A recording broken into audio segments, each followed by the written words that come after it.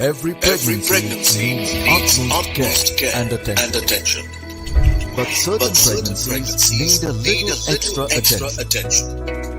An Rh-negative mother carrying an Rh-positive baby is at increased risk of complications. BS is at the forefront to ensure safe delivery in every Rh-negative pregnancy.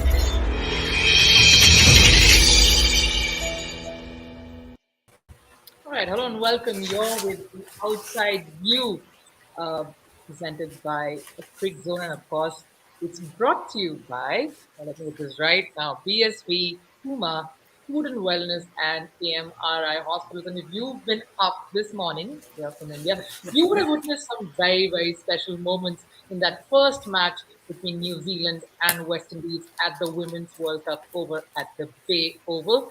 And joining me is a very excited, I'm sure still nervous, Brittany Cooper, all the way. We know enough about her, a World Cup winner herself, and I'm sure she watched that innings with some bated breath. Brittany, before we get to the scorecard and go through the nitty gritties as they were of the first innings, your immediate thoughts. Perfect way to start off a World Cup. Sure, it's after this game, there's going to be a lot more people going to be tuning into this World Cup. Excellent game of cricket. Couldn't ask for anything more. So excited about the second half to come. Right. Yes, we are as well, and I'm sure you were saying at the start, when you were building up to that first innings, Brittany, you said 260, 270. We should be happy. Let's hope that is enough and that is good, because we do know how strong New Zealand is with the bat while they're chasing targets. And if my producer could get the scorecard up, so we just sort of give a recap of how that first innings played out, and especially talk of that wonderful contribution at the top. Just to remind everyone, of course, who's just joined us, 260 is the target for New Zealand at Bay Oval after that brilliant performance by West Indies in the first innings. In fact, we will take you through some moments there, but the first person that we have to speak about, Brittany, has to be HAYLEY Matthews. I mean, what can we say? What a wonderful knock by the young 23-year-old opening here. And I'm going to interrupt and, of course, welcome Julia Price. Julia, thank you for joining us. I guess you took a while to take that innings by HAYLEY Matthews in before joining us right here on the Outside View. Welcome. Quick thoughts from you, Julia, before I walk ahead and sort of we get to talk a little bit more about Matthews. We'll ignore your. It's all happening. It is all happening at my house. Yeah, no, it was magnificent innings from HAYLEY Matthews. She was fantastic. And that's what they needed to get that score. Around that 250 mark was about what we thought might be the case.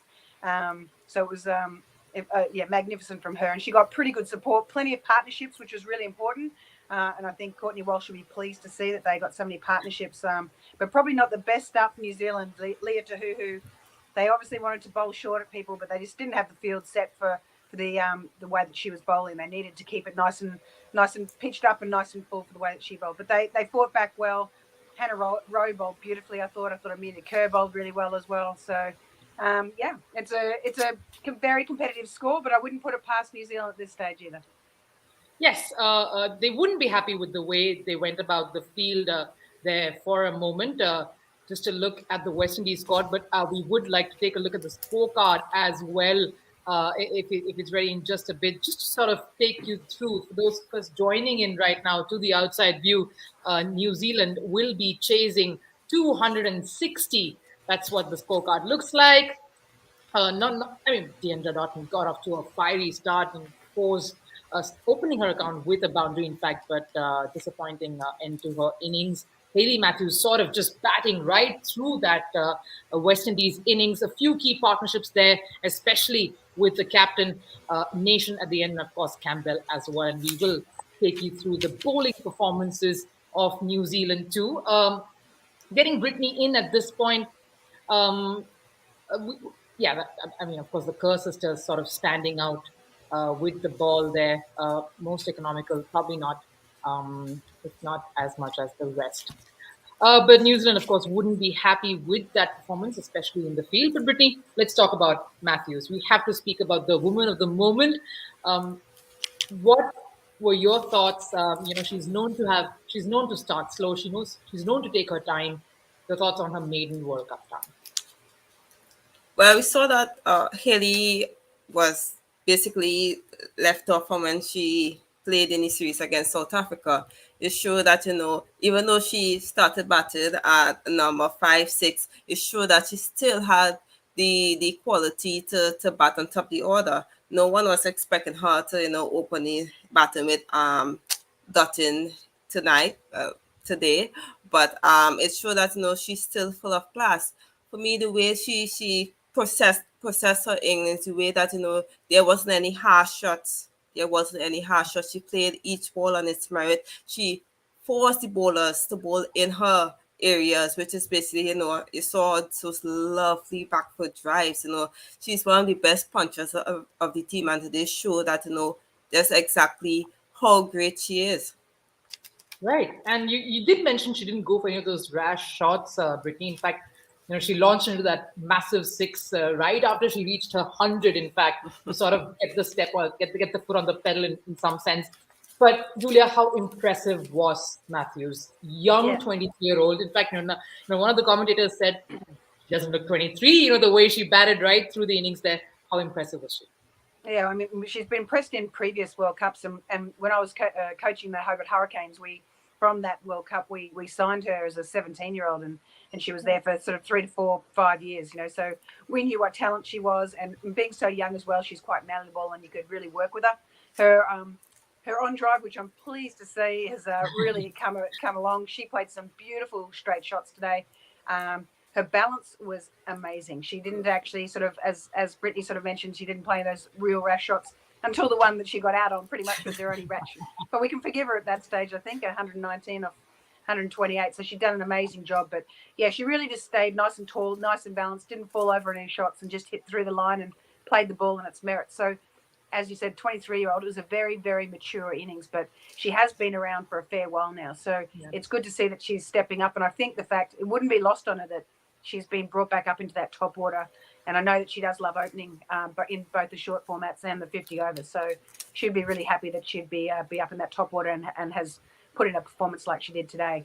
The thing with HAYLEY is, though, back to back. That's what we used to always talk about. Do it again. So obviously that's the next game, but for the moment we'll celebrate what an amazing 100 it was. Yes, absolutely. And Brittany, being promoted at the top, there was some talk of, we don't know when she was informed that she would open alongside Deandra for the opening game. Would have just probably been, what sort of a pressure would that have put on her?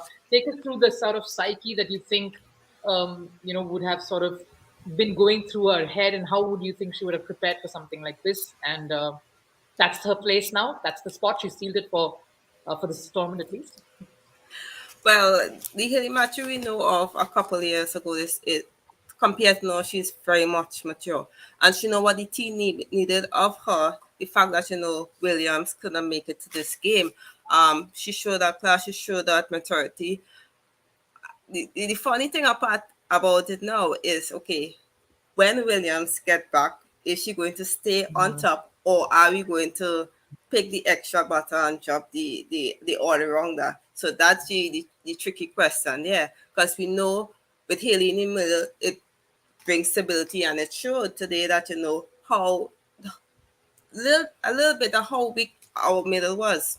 So the tricky question is now, in the next game, is HAYLEY going to keep the opening spot, or is she going to go down the order to balance the team more? Well, these are lovely problems for a team to have, for sure, and I'm sure they'll tackle it as and when they come to it. But speaking of the partnerships and how she sort of progressed to building that particular innings, Julia, especially with those 3 key partnerships with Campbell, Nation later on, and of course Taylor. Taylor would be disappointed to have gotten out after a good start. But take us through that. I think, Brittany sort of mentioned earlier in the pre-show that the most important aspect for the innings for West Indies would have to be to get those singles, those twos, and to keep rotating the strike. we happy with the way she paced herself alongside when it came to stitching the partnerships that she did. Yeah, well, initially they didn't have to worry about singles. They're just getting boundaries nearly every ball. I mean, they had hit 10 fours when they were 43 runs, so Yeah. they didn't have to really worry about that. But then you could see that New Zealand was starting to bring it back, and there were good conversations between the batters, which you need to have, and them trying to work out how they're going to start to get back on top of the bowlers and start to rotate strike. And I thought they did that really well. She didn't ever look flustered. The partnership seemed to come quite organically. They looked really good. There was no real forced plays or anyone particularly stepping up as the senior player. It just looked like everyone was playing the ball on its merits and rotating the strike. And it was a really, really clinical innings, I thought. And I still think it's, 259 they got. So I think that's pretty close to, it'll be a tough chase for New Zealand from here. But I think the way that West Indies went about it, they'll be very pleased with it, considering they hadn't even reached 200 in the last couple of games that they've played. So that's the sort of innings that they'll be looking for, and that's the sort of games that will win them or get them into the semi-finals of the World Cup. Right, and we'll of course look ahead to that New Zealand run chase and what to expect in just a moment. We'll have to sort of decode a bit of their bowling plans and the bowling attack as well with Julia and Brittany. Brittany, starting with you. They start off well. I think the first phase of their bowling, they'd be extremely happy. They got the dangerous looking Deandra Dottin back. That was a great start. First of all, how disappointing would that be for Dottin? And what would you sort of talk about the first phase of the New Zealand bowling innings? Well, firstly, in my 11, I had McKay playing in front of Brooke Holiday because I think that New Zealand needed that other spin variation into the attack. And it showed today that even look at, say, Amelia Crowe. When she bowled those quickly, you see she was getting the ball to turn, right? And when she bowled for normal leg break, the ball was more skidding or drifting. So I think that is where the trick where New Zealand missed in their 11 there is bowling that off-break bowler. Now, we haven't seen Amy Sutherland bowling a lot in the past series that she's played. I don't know if injury or management, knowing that she's a top order batter.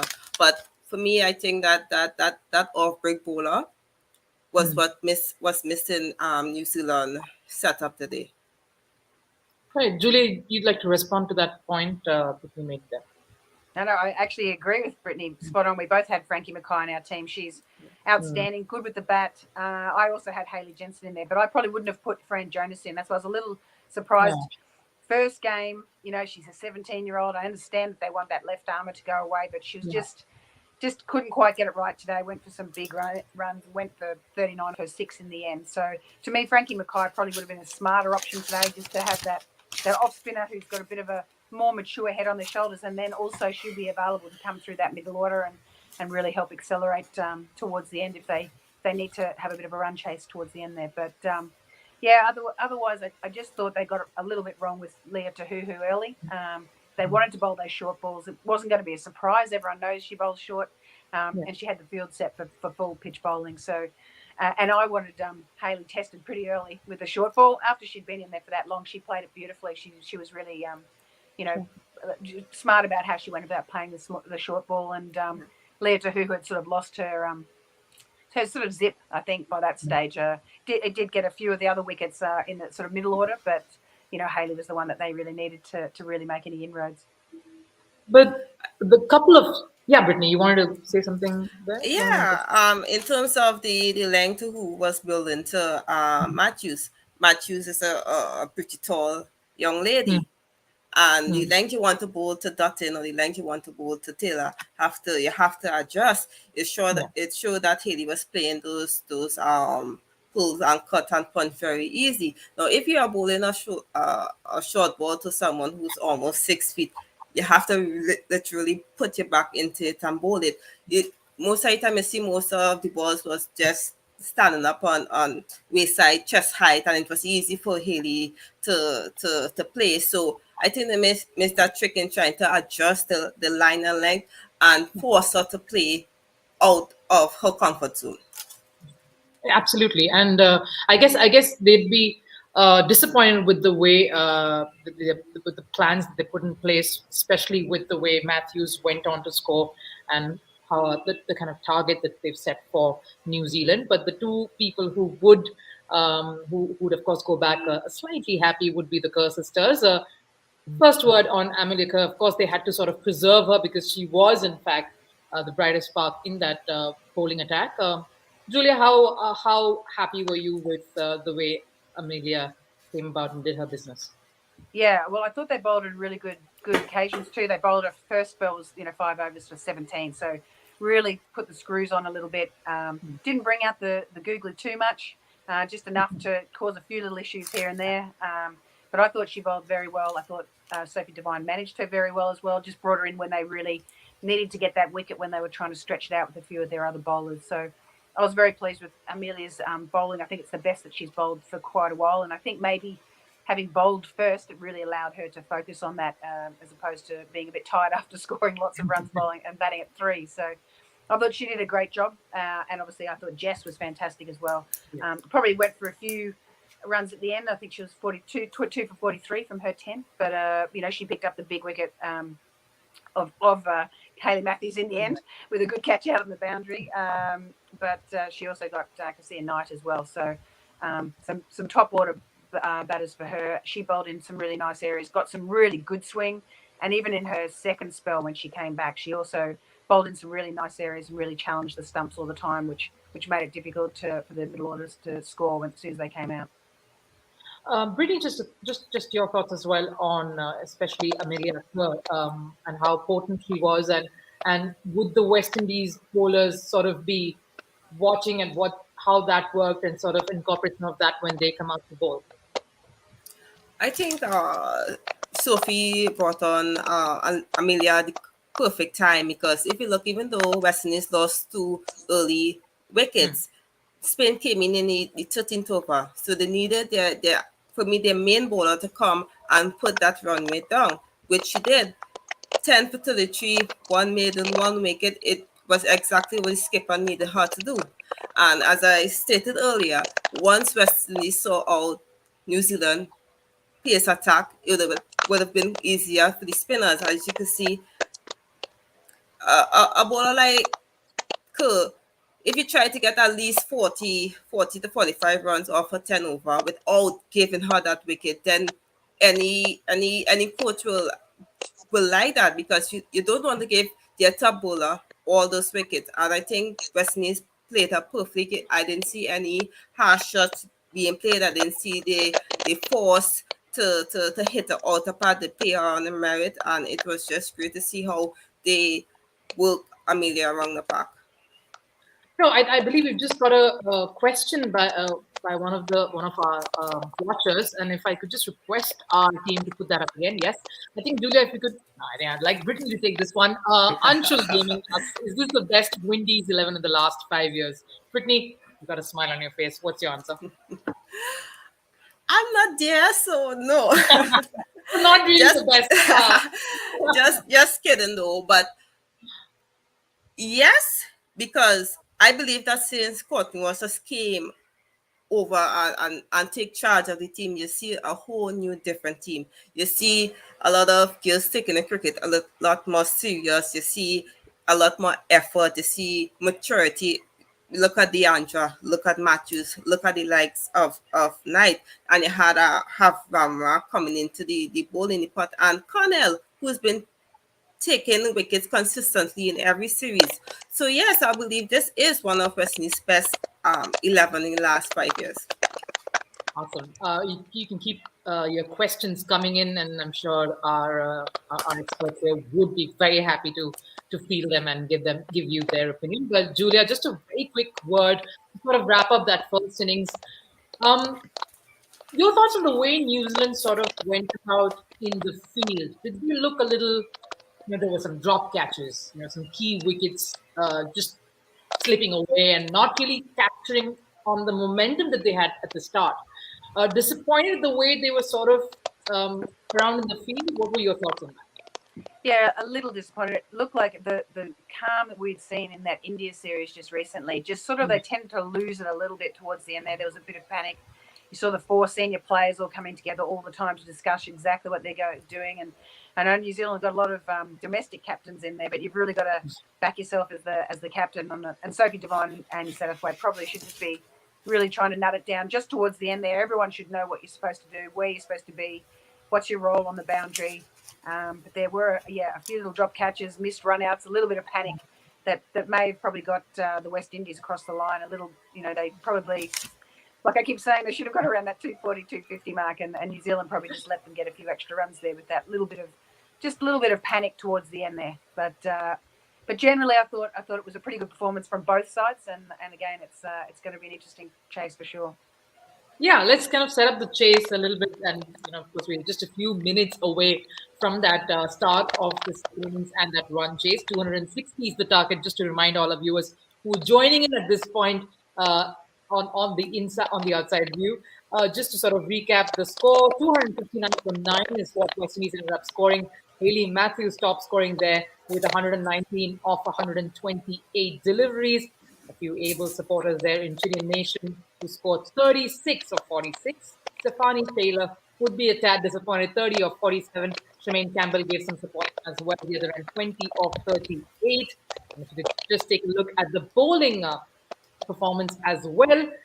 Tahuhu was the top wicket taker, though she didn't really, wasn't the most economical. Jessica Amelika, be very happy with their performances there, bringing in a couple of wickets as well. Looking at through that run chase, really, let me just get you in. 260-70 is what you said at the start. West Indies would be happy to defend that. Your thoughts at this stage? We do know New Zealand is very good with the chasing. In fact, probably a reason why they chose to field in the first place. Your thoughts on what they would sort of come out thinking and planning at this point?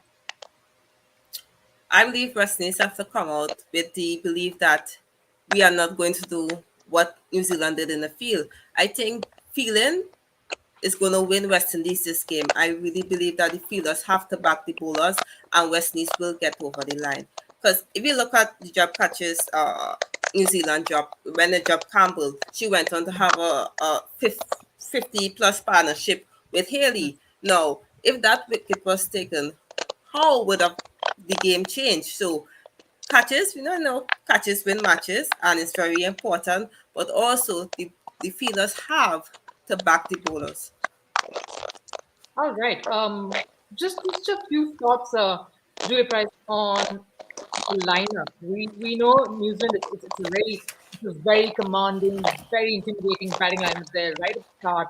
With Sophie Devine, Susie Bates, Amelika, Miss Satterthwaite.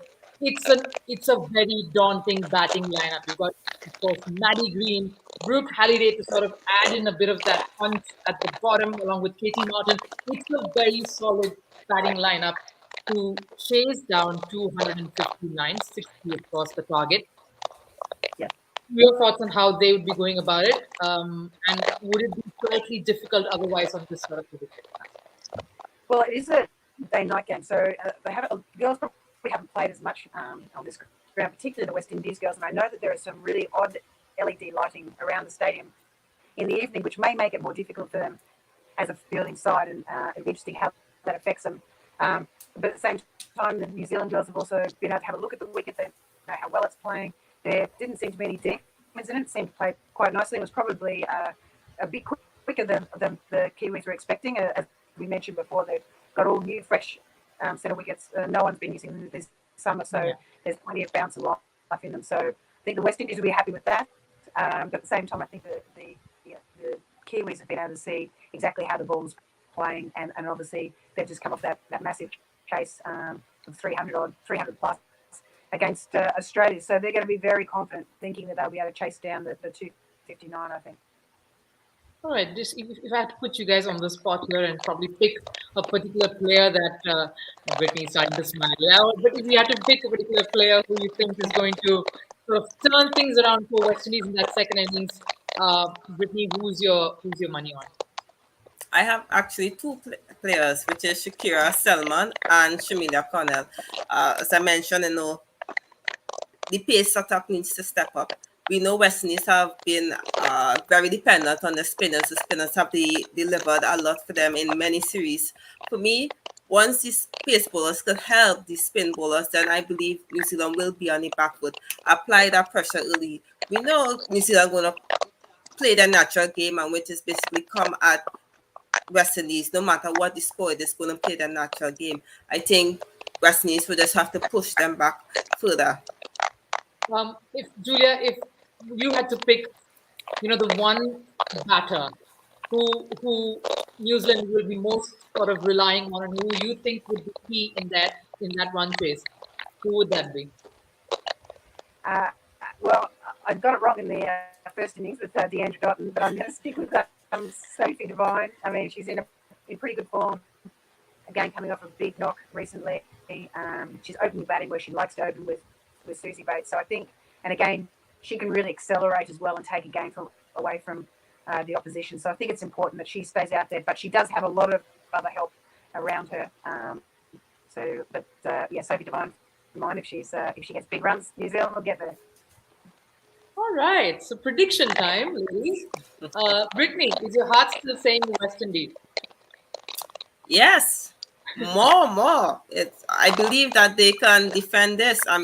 They haven't scored 250 in last probably 5-10 games. So I know their confidence is so high, and the fact that there's one of our concerns has always been building partnership, and we had 350 plus partnership in the innings. So we're going to go there and have fun, but have responsible fun. Have fun, but have fun responsibly. Wait and come back. Julia, who do you think is going to get sort of cross that line there? It's going to be a tough one for sure. Who's going to get that? I'm actually going to be backing in New Zealand here. Sorry, Brittany. No, I just think the West Indies ever lacking confidence. They've always got confidence, but I just think they haven't been performing as well as they could lately. Obviously, that innings will help a lot with that. I think it'll help set them up for the rest of the tournament. But I just think New Zealand have got plenty of really level heads in their batting, and their batting is their strong and their strong point at the moment. So I just think that's where that's why they'll get over the line.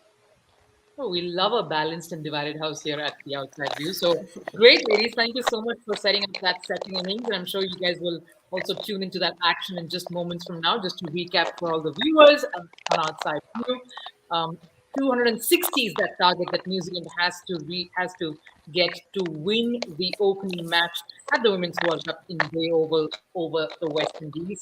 Action will begin in a few minutes, but we will be back right after that second innings run chase to take you through what that innings was all about and set you up for the next day as well. So thank you for watching. Stay tuned for lots more in this space.